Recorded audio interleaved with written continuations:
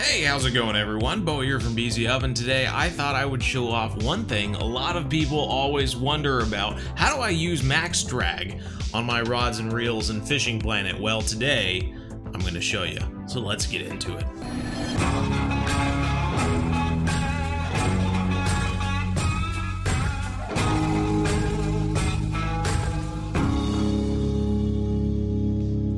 Alright, here we are. I'm on this side today, that way I can show you everything a little bit easier.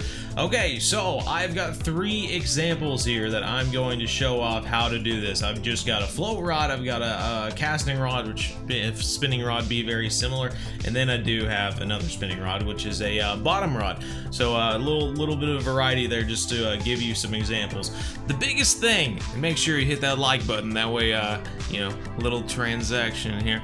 Biggest thing when it comes to max drag and Fishing Planet is that you have to remember line, rod, reel. Easiest way to use max drag is by remembering line, rod, reel.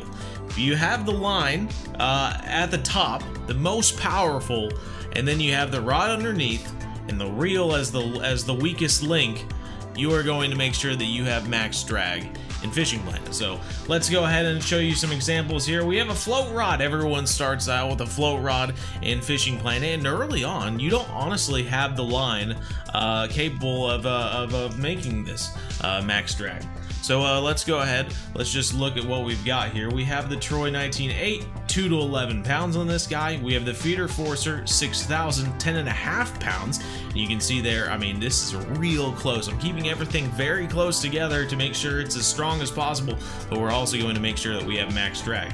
So there we got 2 to 11, 10.5, weaker, and now we're going to use a line that is stronger than both of these. And then you can see right here I have the Fluoro at 12 pounds, just barely above, and you're gonna see this, the line is too strong for the rod and might you know, or the reel or whatever, and might cause damage. This is true, but line is gonna cause damage no matter what, but this is why it's so important to keep that line so very close to everything else, because it's gonna minimize that damage so that you're only losing 1% or 2% every time you go fishing.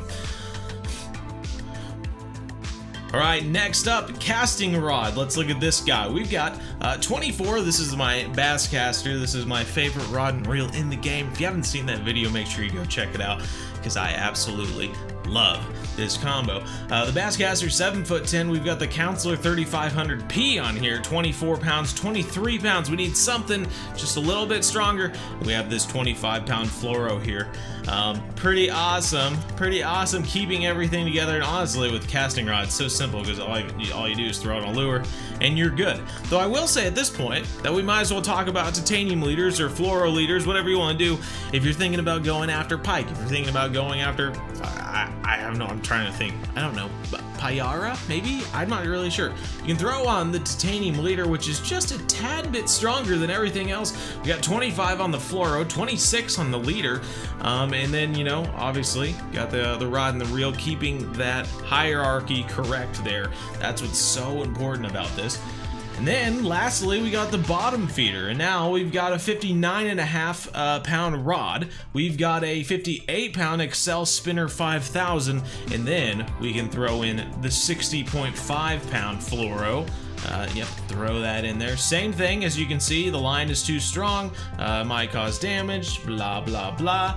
We don't care, essentially. And you can see Fishing Planet knows this. They have it figured out, because they have literally a fluorocarbon leader that is 60.6 over 0.5.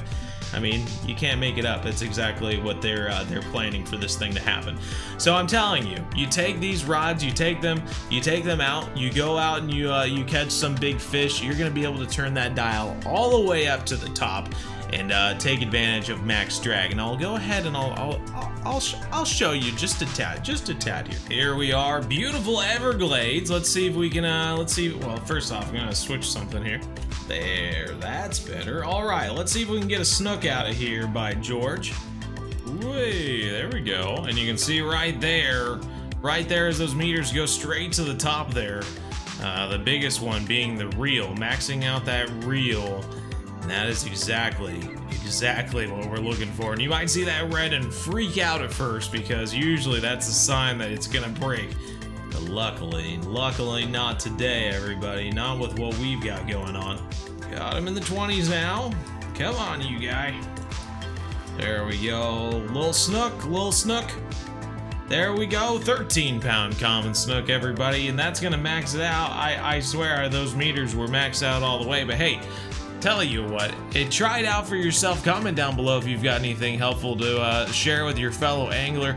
And yeah, try this out. See if it works for you, and let me know down in the comments. If you enjoyed this video or found it helpful in any way, make sure you hit that like button and subscribe for more content in the future, everybody. If you want to check us out, our live streams every Monday, Wednesday, 7:30 to 9:30 p.m. Central. Make sure you do so.